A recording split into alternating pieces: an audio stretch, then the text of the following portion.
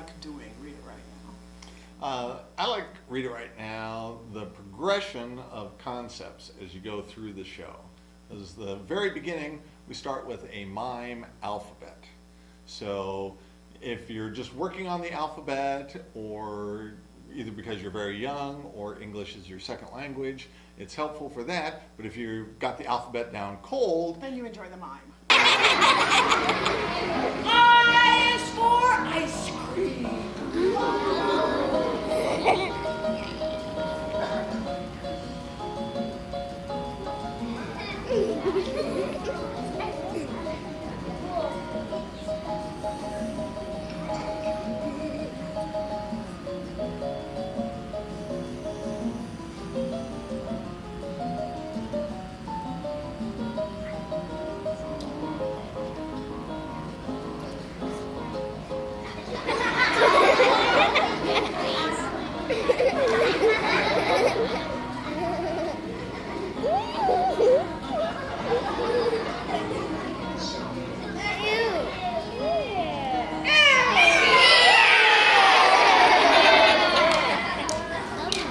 the next part in the show works with cigar boxes. It's a routine that W.C. Fields came up with 3 boxes that get manipulated in different directions, and we put letters on the boxes so that they can spell different words that then the kids get to read, and then Leslie has questions and riddles.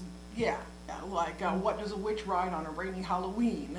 And then he spells out the word mop, and they read the word mop, and it gets more and more crazy from there. So again, you get the kind of the circus type skill with the boxes that helps hold the interest. But now we've not just have the letters, but how letters make words. How letters work together to make words. Why did the hen cross the road?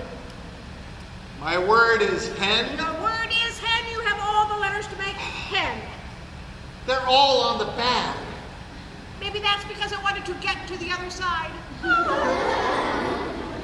It's a chicken joke. Oh, here. How about if I do this? No. How did he do this? Why did the cross the road? Because she had a yen.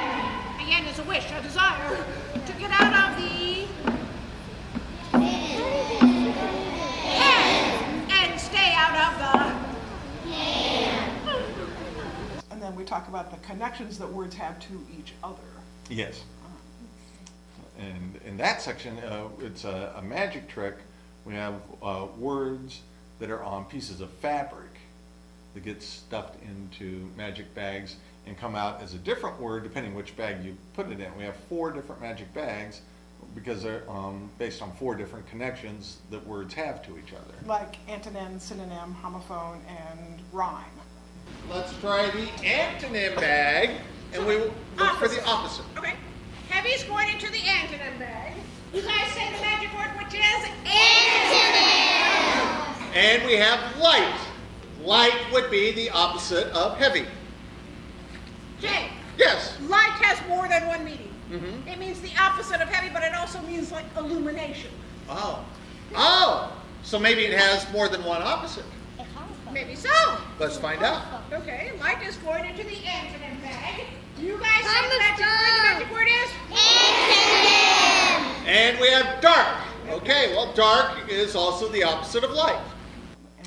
Then in the final routine, there's a lot of interaction. We tell stories that are improvised. So Leslie leaves the room.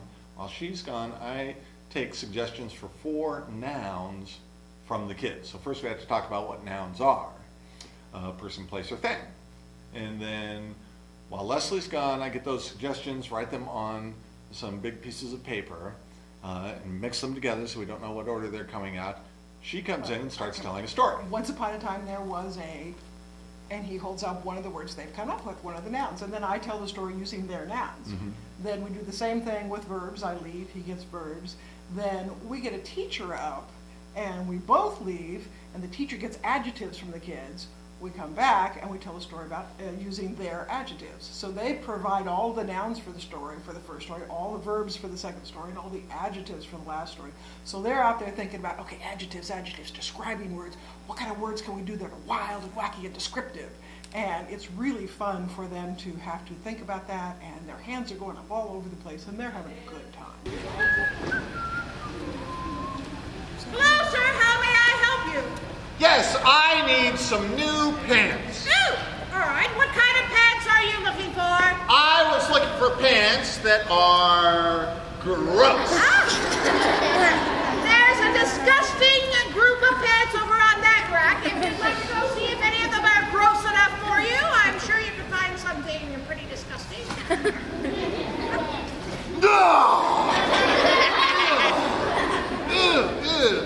Can I try them on? Yeah. There's Okay. a dressing room right back here. Oh no! He actually took me. Oh my god!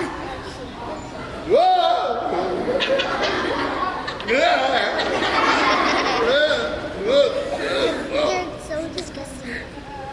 Whoa!